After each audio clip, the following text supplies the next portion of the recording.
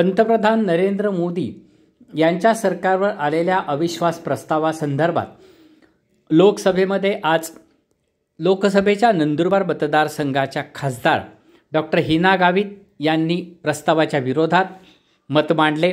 त्यांनी भारतीय जनता पक्षाच्या सरकारने गेल्या 9 वर्षाच्या कालावधीमध्ये देशात केलेल्या कामकाजाचा आढावा मांडला। त्या म्हणाल्या, Nation has a message to deliver, a mission to fulfill, a destiny to reach. The mission of India has been to guide humanity. Arise, awake and stop, not till the goal is achieved. Sir, जब सरकार बिना mission की बनती है तो क्या हालत होती है, ये हमने 2004 से 2014 के बीच देखा है। और जब कोई सरकार विजन और मिशन दोनों के साथ बनती है तो हम विश्व की 5वीं सबसे लार्जेस्ट इकोनॉमी बनते हैं और हमारे देश के प्रधानमंत्री ये विश्व के सबसे लोकप्रिय नेता बनते हैं। आदिवासियों को संविधान ने संरक्षण दिया, लेकिन आज ये हमारे ऑपोजिशन के लोग जो बार बार आदिवासी समाज के बारे में बोल रहे हैं, इन्होंने पिछले 60 वर्षों में इन आदिवासी समाज के भाई और बहनों के लिए कुछ नहीं किया, ये मैं यहाँ पे बोलना चाहूँगी।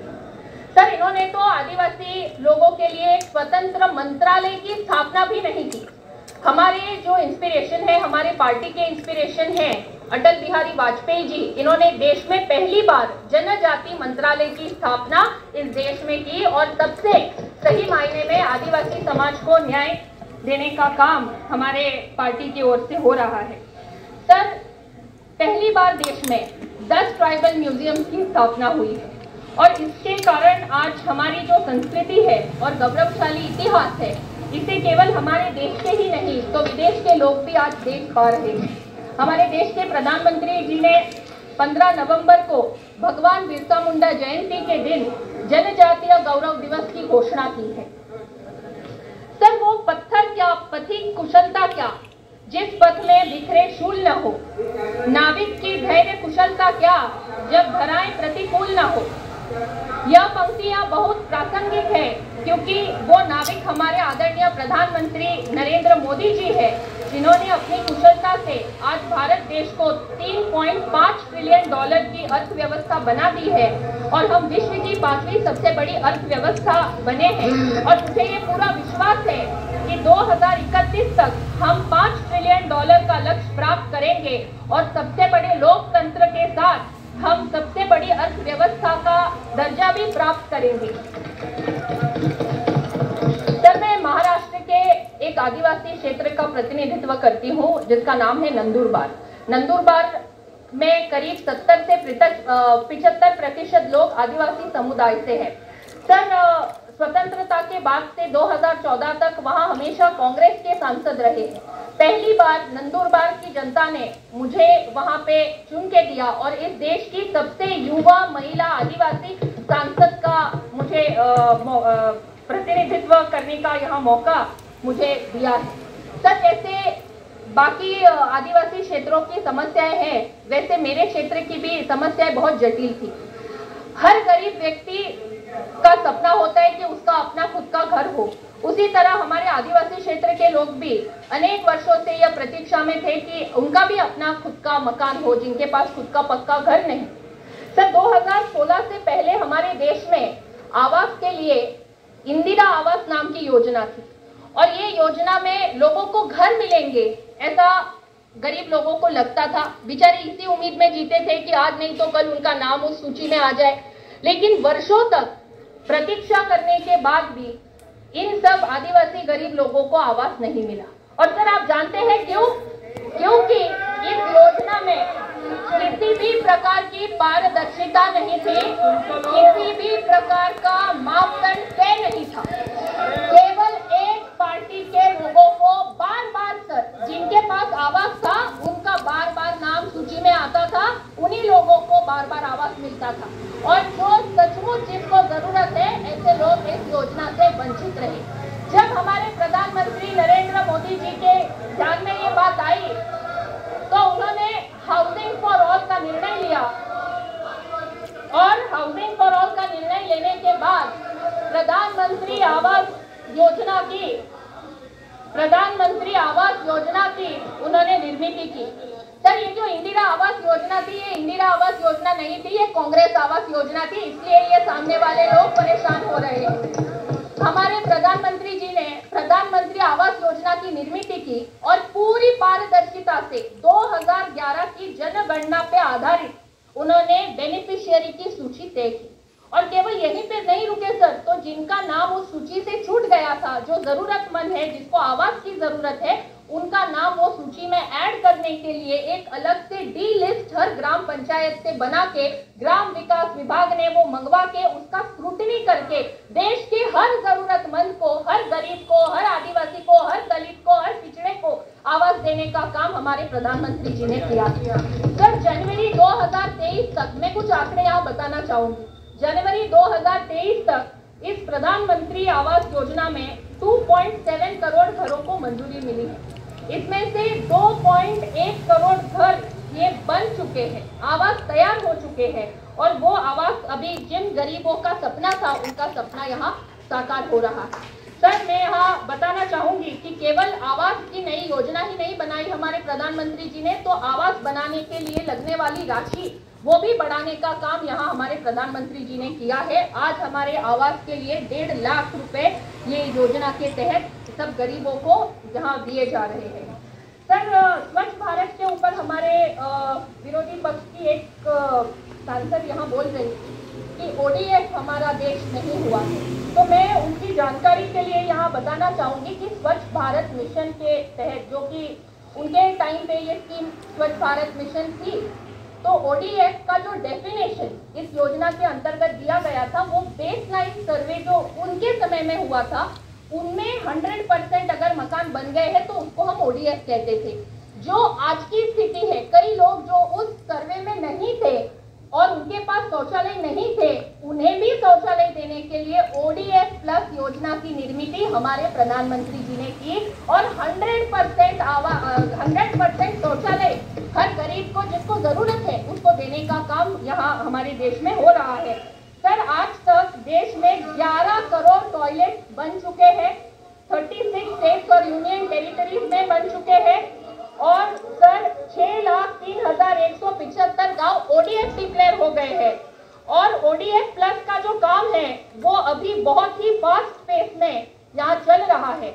मैं यहाँ बोलना चाहूंगी सर कि ये जो स्वच्छ भारत मिशन है, इसके कारण आज हमारे देश में जो लोग डायरिया से, मलेरिया से और इस तरह की बीमारियों से जिनका मृत्यु होता था, उसका प्रमाण आज कम हो गया। सर, मैं इसी के साथ एक चीज यहाँ पे बोलना चाहूंगी कि रोटी, कपड़ा, मकान हर गरीब की जरूरत होती है, और हमारी सरकार ने यह सुनिश्चित किया है कि हर गरीब, हर आदिवासी व्यक्ति को ये तीनों चीजें मिले। सर, जैसे मैंने शुरुआत में कहा कि हमारे कांग्रेस के साथी आदिवासी लोगों के बारे में बार बार बोलते रहते हैं, तो मैं उनकी जानकारी के लिए यहाँ कुछ आंकड़े बोलना चाहूंगी। वो चाहे तो नोट भी कर ले सकते हैं और बाद में जाके वेरीफाई भी कर ले। सर, आदिवासी क्षेत्र के विकास के लिए जब इनकी सरकार थी 2013-14 में, तब टोटल बजट जो इन्होंने दिया था आदिवासी विकास के लिए वो था ₹4,295 करोड़, और हमारी सरकार 2023-24 में जो बजट आदिवासी समाज के विकास के लिए, डेवलपमेंट के लिए दे रही है, वो है ₹12,460 करोड़, जो 3 गुना ज्यादा आदिवासी समाज के विकास के लिए आज हमारी सरकार ने यहाँ पे बजट दिया हुआ। सर, इतना ही नहीं, शेड्यूल ट्राइब कंपोनेंट में भी फंड्स दिए जाते हैं। अभी ये तो हो गया आदिवासी समाज के विकास के लिए, लेकिन आदिवासी समाज के लोगों को अलग अलग योजनाओं में से जो ट्राइबल डिपार्टमेंट फंड देता है, सर उसकी राशि में यहाँ बोलना चाहूंगी 2013-14 में ₹24,598 करोड़ इनकी सरकार थी तब दिया। हमारी सरकार आने के बाद इस राशि में 5 गुना बढ़ोतरी हुई, 5 फोल्ड। 2023-24 में ₹1,19,509 करोड़ इतना इसके अंतर्गत दिया गया है। सर, भारत रत्न डॉक्टर बाबा साहब अम्बेडकर ने आदिवासी समुदाय के लोगों को समान हक मिले, समान अधिकार मिले, इसलिए उन्होंने संविधान में आरक्षण का प्रावधान SC और ST समाज के लिए किया है।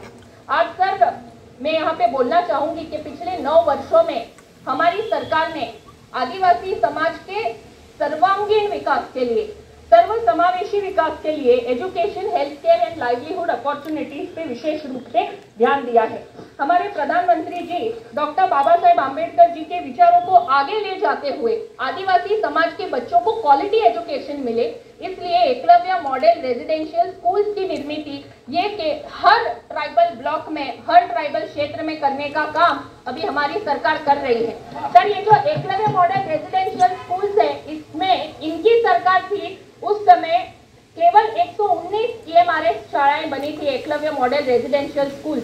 जब हमारी सरकार आई, हमारी सरकार ने 2023 तक 401 एकलव्य मॉडल रेजिडेंशियल स्कूल बनाए हैं, 4 times more than what they have done। और सर, जो स्टूडेंट्स के एकलव्य मॉडल रेजिडेंशियल स्कूल में पढ़ रहे हैं उसकी संख्या भी मैं यहाँ बोलना चाहूंगी। 2013-14 में only 34,000 students used to study, and today sir in 2023-24 1.13 lakh students are studying in this Eklavya model residential school. Sir, Eklavya model residential school जैसे कि उसका नाम है, हमारे प्रधानमंत्री जी ने सही मायने में ये मॉडल स्कूल्स बनाने का काम यहाँ पे किया हुआ है। सर, मैं मेरे क्षेत्र में, क्योंकि एक जनजातीय क्षेत्र है, तो हर ब्लॉक में ये एकलव्य मॉडल रेजिडेंशियल स्कूल्स कई बने हैं, कई बन रहे हैं। तो मैं यहाँ बताना चाहूंगी कि आज इन एकलव्य मॉडल रेजिडेंशियल स्कूल से जो बच्चे पास हो रहे हैं वो आज देश के एपेक्स इंस्टीट्यूट में एडमिशन ले रहे हैं, एम्स हो, IITs हो, IIMs हो। और इतना ही नहीं, तो आज देश में होने वाली जितनी कॉम्पिटिटिव एग्जाम्स है, सिविल सर्विसेज की एग्जाम्स है, इसमें भी ये बच्चे एक्सेल कर रहे हैं। मैं मेरे पूरे आदिवासी समाज की ओर से मैं यहाँ प्रधानमंत्री जी को आभार व्यक्त करना चाहूंगी कि हमारे आदिवासी समाज के बच्चों को सही मायने में क्वालिटी एजुकेशन देने का काम हमारे प्रधानमंत्री जी ने यहाँ किया है। और आज हमारे लाखों बच्चे केवल हमारे देश में ही नहीं तो देश के बाहर विदेश में भी जाके आज शिक्षा ले रहे हैं। सर, मैंने अभी शिक्षा की बात की, अभी मैं बात करना चाहूंगी स्वास्थ्य की।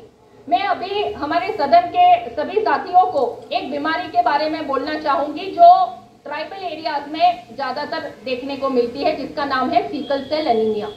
हमारी सरकार ने sickle cell anaemia elimination programme by 2047 ये हमारी सरकार ने लक्ष्य तय किया है।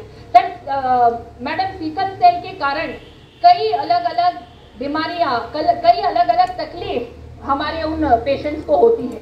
तो जो इसमें 2 प्रकार होते हैं, एक कैरियर और एक डिजीज। तो इन दोनों को यहाँ पे अलग अलग कलर कोडेड कार्ड देने की व्यवस्था भी हमारी इस सरकार ने की है, ताकि जब कोई अगर बीमार हो तो वो कार्ड बता के तुरंत उसे किस प्रकार का सिकल सेल हुआ है और उसे किस टाइप के इलाज की जरूरत है वो वहाँ दिखा के इलाज ले सके। मैं यहाँ हमारे विरोधी पार्टी के सभी सांसदों को यहाँ पे पूछना चाहूंगी, जो सब बहुत हमारी सरकार के खिलाफ हर कोई उठ के बोल रहा है, मेरा आपको सवाल है कि सिकल सेल एलिमिनेशन के लिए आप लोगों ने क्यों कुछ नहीं किया? आदिवासी समाज के लिए तो आप बहुत बार बार उठ के बोल रहे हैं, तो सिकल सेल एनीमिया एलिमिनेशन के लिए आप लोगों ने भी करना चाहिए था, क्योंकि सिकल सेल कोई आज आई हुई बीमारी नहीं है, ये तो जेनेटिक बीमारी है, ये तो वर्षों से चलती आ रही है। लेकिन हमारे मोदी जी ने एक विजन से आने वाले आगे के समय में किसी आदिवासी व्यक्ति को सिकल सेल ना हो, या अगर सिकल सेल है तो उसका ट्रीटमेंट हो, इसके लिए इस कार्यक्रम की निर्मित एलिमिनेशन का टारगेट हमारे प्रधानमंत्री जी ने रखा है। जब मैं आदिवासी लोग और आरोग्य की बात करती हूँ तो सबसे पहली बात जो हमारे जहन में आती है वो है कुपोषण की, माल न्यूट्रिशन की। मैं यहाँ बोलना चाहूंगी कि कुपोषण निर्मूलन के लिए हमारे प्रधानमंत्री जी ने सोची कि जब हम बोलते हैं कि हमको 3rd लार्जेस्ट इकोनॉमी बनना है तो सबसे महत्वपूर्ण हमको क्या करना चाहिए, तो हमारे देश का भविष्य, हमारे बच्चे, और इन बच्चों का अगर कुपोषण से मृत्यु हो रहा है तो उसे किस तरह रोके। और इसके कारण देश में हर क्षेत्र में आंगनवाड़ियों का जो नेटवर्क जो पहले से चलता आ रहा है, लेकिन जो केवल नाम के लिए था, उस पर प्रॉपर कोई इम्प्लीमेंटेशन नहीं होता था, तो इन आंगनवाड़ियों को स्ट्रेंथन करने के लिए, इन्हें सक्षम करने के लिए सक्षम आंगनवाड़ी का कार्यक्रम हमारे प्रधानमंत्री जी ने शुरू किया और 2 लाख आंगनवाड़ियां पूरे देश भर में इस सक्षम आंगनवाड़ी कार्यक्रम के अंतर्गत बनाई जा रही है। इसमें हर वर्ष 40,000 आंगनवाड़ियों की निर्मित यहाँ पे हो रही है। इसी के साथ साथ मिशन पोषण 2.0 ये भी हमारी सरकार ने शुरू की। इस मिशन पोषण 2.0 का उद्देश्य पोषण सामग्री और वितरण में रणनीतिक बदलाव के माध्यम से बच्चों, किशोर लड़कियों और गर्भवती महिलाओं के साथ स्तनदा माताओं में कुपोषण की चुनौतियों का समाधान करना और स्वास्थ्य कल्याण और प्रतिरक्षा पोषण करने वाले प्रथाओं को विकसित करना और बढ़ावा देने के लिए एक अभिसरण परिस्थिति की तंत्र का निर्माण करना है। मैडम, ये जो मिशन पोषण 2.0 है, ये सक्षम आंगनवाड़ी, महिला व बाल विकास की आखिरी व्यक्ति तक, हमारी माताएं हो, हमारे बच्चे हो, उन तक ये न्यूट्रिशन मिशन पहुंचाने का काम हमारी इस सरकार ने इतने अच्छे ढंग से किया है, जिसका आज मैं आपको आंकड़ों से यहाँ पे बोलना चाहूंगी। हमारे देश में इन्फेंट मोर्टेलिटी रेट पर 1000 live birth NFHS national family health survey के डेटा के अनुसार NFHS स्कोर में 40.7 था। आज NFHS 5 जो कि हर 5 साल में होता है, उसमें 35.2 हो गया है। मतलब हमारे देश में जो बच्चे हैं उनका मृत्यु दर यहाँ पे कम हो गया है। और इसी के साथ में नियोनेटल मोर्टेलिटी भी बोलना चाहूंगी, जिसमें NFHS 4 में 29.5 पर 1000 लाइव बर्थ था। आज NFHS 5 में 24.9 कितना है, जो कि कम हो गया है। मैं यहाँ और एक चीज बोलना चाहूंगी कि आंगनवाड़ियों को सक्षम करते समय हम आंगनवाड़ी सेविका, आंगनवाड़ी हेल्पर, उनको हम किस तरह से टेक्नोलॉजी से जोड़ते, ये सभी न्यूट्रिशन स्कीम्स आखिरी व्यक्ति तक पहुंचाने के लिए उनको हमारे देश में 11 लाख स्मार्टफोन्स आंगनवाड़ी वर्कर्स को दिए गए हैं। 12.5 lakh growth monitoring device such as infantometer, stadiometer, weighing scale for mother and infant, weighing scale for children has been procured by state. Madam, technology के साथ साथ पोषण ट्रैकर, इसका भी यहाँ पे उपयोग किया जा रहा है, जिससे जो माताएं या प्रेग्नेंट मदर्स है और जो कहीं पे अगर माइग्रेट हो रही है तो वहां उनको ट्रैक करना आसान हो, इसके लिए पोषण ट्रैकर भी बनाया गया है। आज पोषण ट्रैकर में 10 करोड़ महिलाओं को यहाँ पे रजिस्टर कर लिया गया है। मैडम, मैं यहाँ पे एक चीज विशेष रूप से बोलना चाहूंगी कि कई सारे सांसदों ने बच्चों के बारे में, महिलाओं के बारे में यहाँ पे बोला। जब इनकी सरकार थी तब इन्होंने बाल विकास के लिए कितना बजट आवंटित किया था? केवल 90 करोड़। और हमारी सरकार आई, हमने 1600 करोड़ हमारी केवल बाल विकास के लिए दिया। तो इससे हमारा विजन और इनके विजन में जो डिफरेंस है वो बिल्कुल साफ साफ दिखता है। हम चाहते हैं हमारे देश के बच्चे सुदृढ़ हो, अच्छा उनका डेवलपमेंट हो, लेकिन